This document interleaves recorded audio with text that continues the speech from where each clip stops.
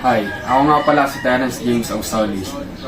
I am 19 years old from Teodoro Ding Luansing Colleges of Rosario.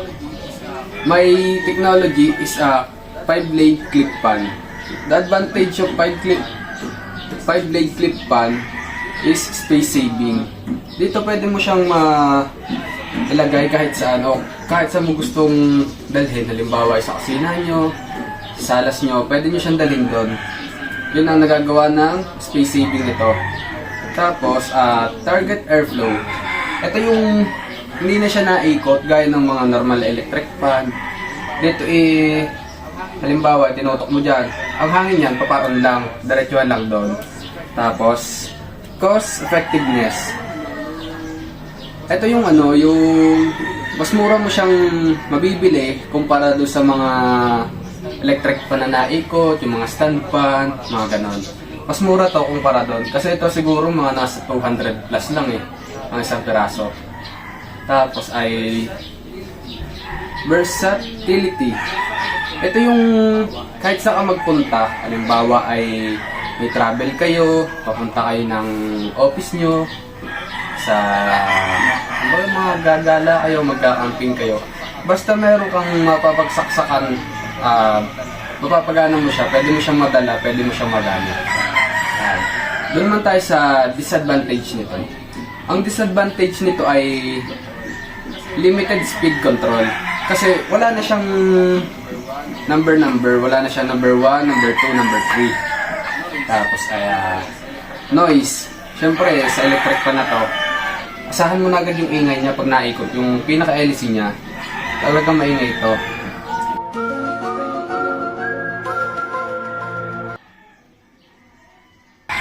Ang sunod ay yung safety consume. Dito kasi, mas delikado nga lang to kumpara sa mga stand fan. Kasi yung mga stand fan, may harang siya sa palibot nito pabilog dito. Ito kasi ay diretso LC na. Pag ito umiikot at nasagi mo, pwede kang masugatan o masaktan. Pero depende na rin kung paano palagay ka masasagi nito. Tapos delikado rin to gawa ng hindi natin masasabi kung kailan natin masasagi siya. Kaya mas maganda, ingat-ingat na lang tayo. Limited cooling power. Ito naman yung hindi mo mababago yung lamig niya, yung init niya.